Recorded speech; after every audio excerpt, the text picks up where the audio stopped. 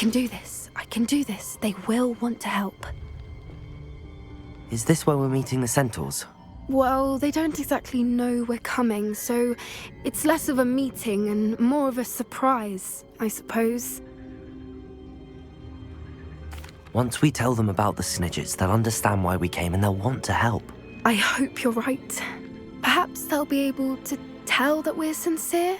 There's something about them that's so knowing. It's almost unnerving.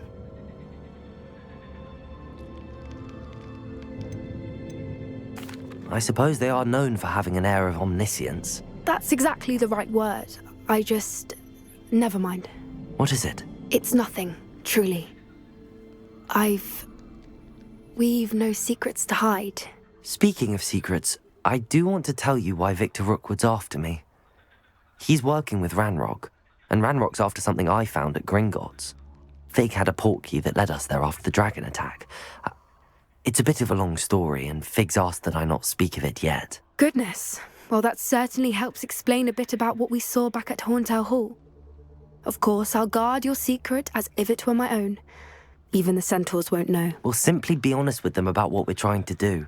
They'll have to help us, won't they? Yes, of course. You're absolutely right. We'll meet with them, tell them about the Snidgets, and I'm sure it'll all be fun.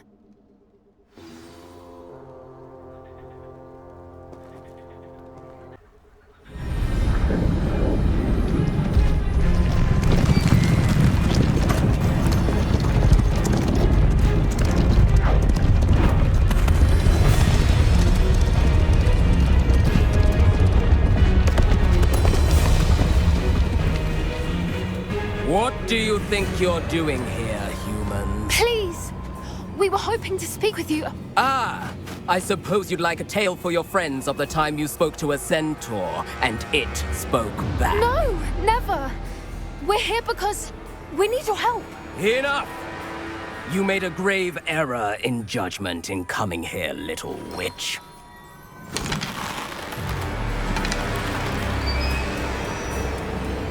Leave them be, Alec. We do not harm the young.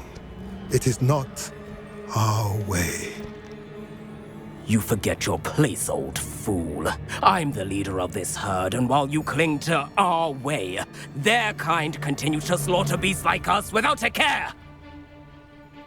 From what I can see, they have slaughtered no one. They will leave here unharmed. Mark my words, Doran. If I ever see them again, it will be all three of your heads.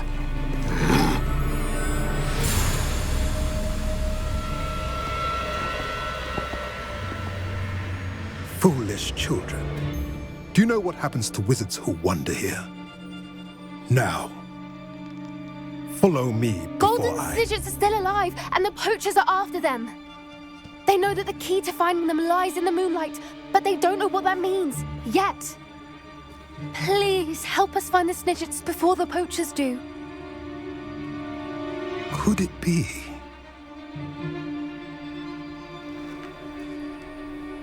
In the south, there is a cave within which lies what the poachers seek. A moonstone. Retrieve it and place it in the henge in the forest.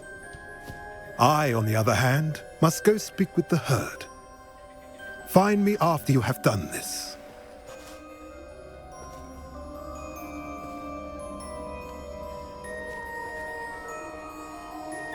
I don't understand.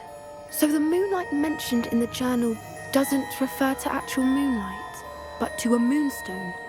What do moonstones have to do with Snidgets? And why was he so certain about where we could find one?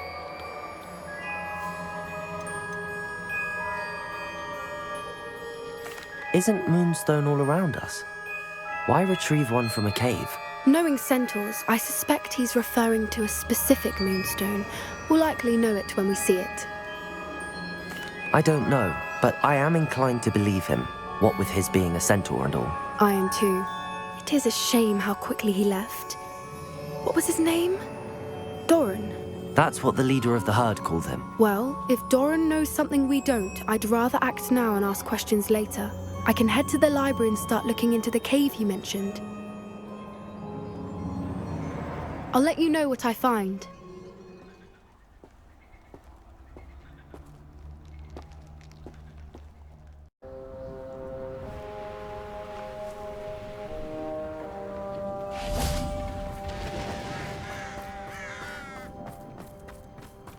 Sebastian, a lost relic from a catacomb which requires a dark sacrifice. I know how it sounds, but if this can help you, it's worth the risk. Does Ominous know about this? He helped find the scriptorium where we discovered Slytherin's spellbook. Very well. If Ominous will be there, I'll meet you. We don't have much time. Solomon wants to leave Beldcroft. What? Leave? Never mind.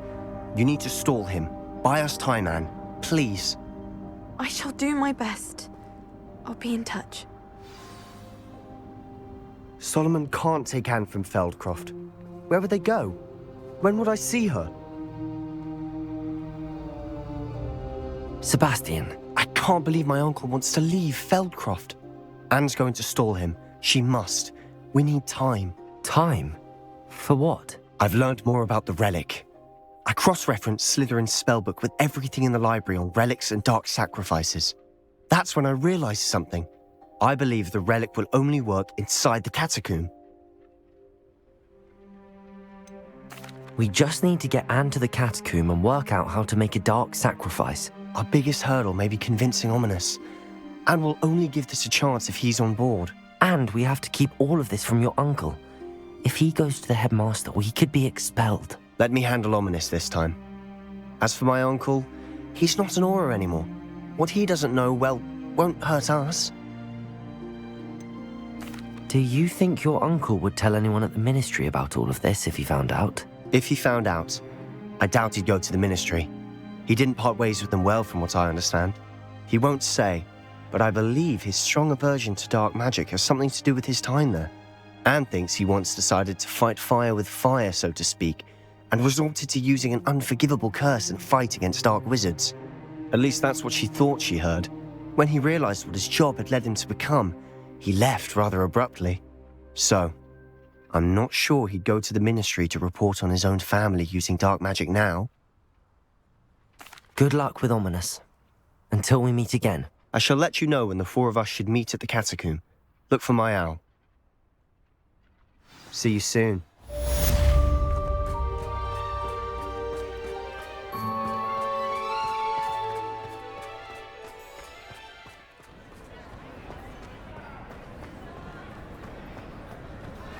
I have been meaning to speak with you. I still can't believe we escaped the Ashwinders. You may not realize it, but you are the talk of the school since you saved me that day. I wonder how everyone knows about it. I told my mother in the hope that she would be more forgiving of what I have been up to if it came from me.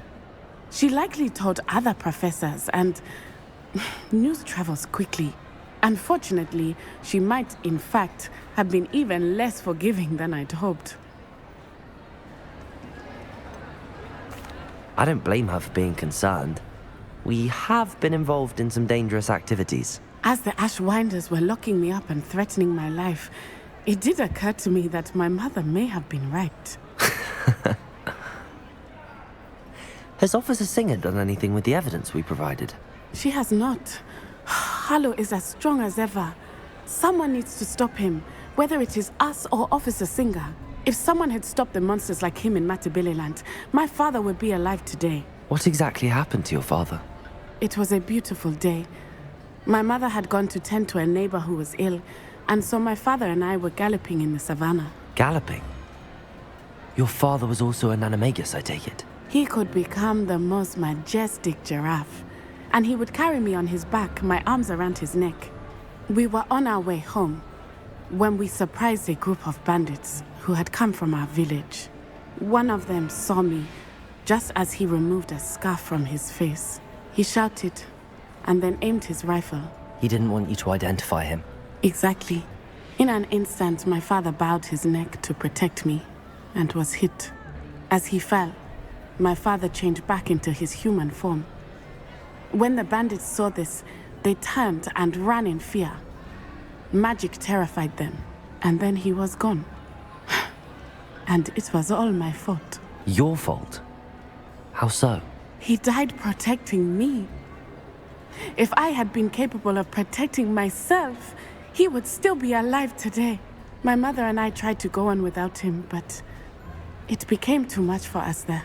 A few years later, we left to come to Scotland. Do you think taking down the Ashwinders will avenge your father's death? No. Vengeance is not what drives me. My father would not want that. He and my mother raised me to believe that it is a privilege to be able to fight for those who cannot. I know there is risk involved, but I feel it is worth it. I am glad you seem to think so too. What does your mother think about all of this? Well, as you saw, she worries a great deal. She is an excellent seer, but I think it bothers her to this day that she did not see my father's death coming. She misses him, as do I. So I believe on some level she understands my need to seek justice in a small way, but that does not mean that she likes it. Do you think your father would approve of the things we've been doing? Oh my, that is a good question. In theory, yes, although he would worry as my mother does. But I think he, of all people, would understand my persistence. My father never shied away from a fight for good, no matter how ruthless the foe. And I think he would have enjoyed knowing that I had a compatriot like you. I'm sorry, Natty. I can't imagine what you've been through. Your father sounds exceptional. He was. Truly extraordinary. And thank you for your kind words. We all have our burdens. My father had a saying about that. Yes, I remember. Rain does not fall on one roof alone. Exactly. Soon you and I will put an end to the Ashwinders, beginning with Harlow. And once he is gone, we will turn our attention to Rookwood. We are making progress, and we will succeed. Thank you again for saving me. You deserve all of the praise you have received. Revelio.